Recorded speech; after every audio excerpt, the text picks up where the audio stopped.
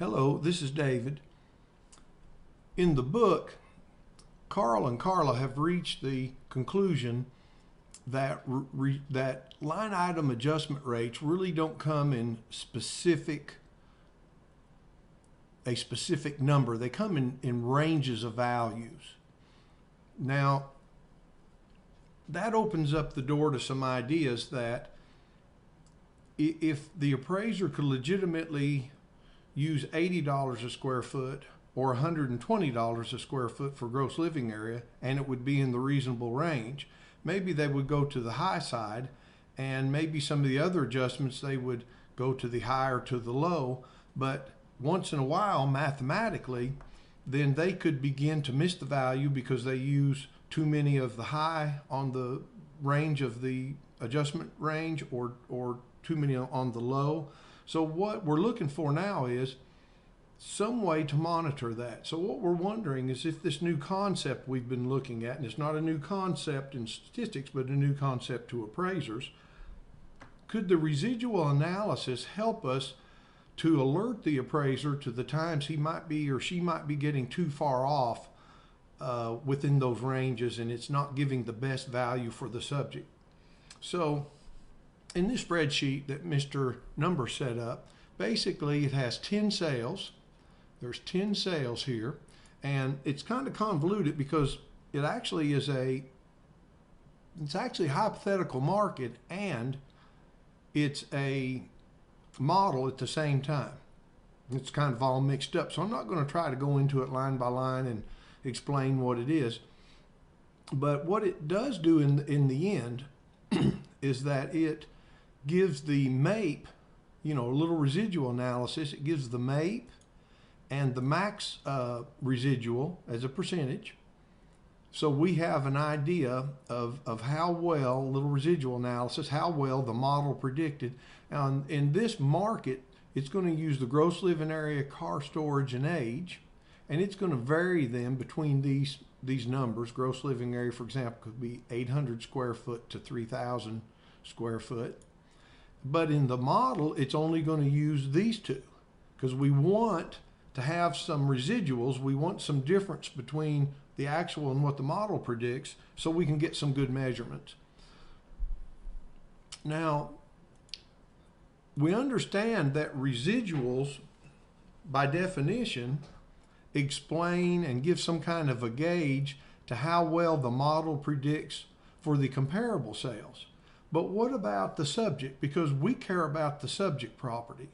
Now, if we make the assumption, and I think we did in the book, that the subject is similar to the comparables, which would mean it's kind of within the range of the gross living area is similar, it's in the range of the comps. It's the number of car storage is similar to the comps. So for example, if the gross living areas in here range somewhere between 800 and 3,000, it may be a little different because these are using the RAND between, so there may not be an actual 800 in here. But in this range, you see now, if the subject was all of a sudden 5,000 square feet, we might have issues. But we set it up to where the subject has to be within these ranges, and this is, we know because it's a hypothetical market, we know some of the answers, and we know how well far off the model predicts, this 7.8% in the yellow here, how much the actual sales price is off from what the model predicted. We know the answer, and in real markets, we don't know that, but that's why we did in research, that's why we used a hypothetical market. Then we know the MAPE and the max. So now we're going to try to count up and consider three cases. One, that the subject property, how well it did by this model, is less than the MAPE. In this case, it's more than the MAPE, so it's not a case one, or it could be a case two. It is greater than the MAPE, but it's less than the max, and that's be between 6.3 and 11.4, and that's what it is. So this one actually ended up being a case two. Now, if it's greater than the max, it would be a case three. And so what Mr. Numbers did, he set this up. So rather than us running this and it resetting and running it and it resetting, Mr. Number set it up that it would be a loop. It would run and it would see which case it is. It would count it up and keep a tally for us. And he set it up and it's going to run this loop 100,000 times. So we're going to get a pretty good varied loop. So let me get it started. I should have had it started already. So we will see how well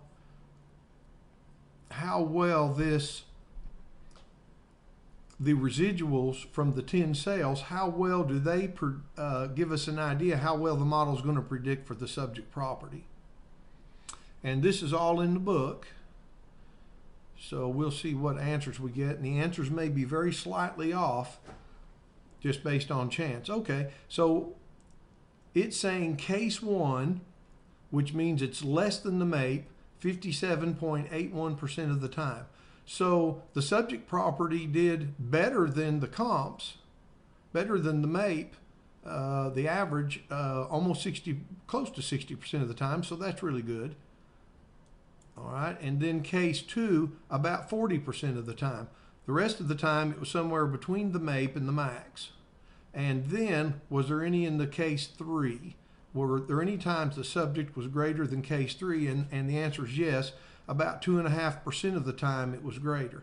Now, what these outputs tell me is that the residuals, the residual analysis for the 10 comparables do a pretty good job of indicating how well the model is going to predict for the subject property. And we did this under the assumption that the subject market was similar to the comparables. Thank you.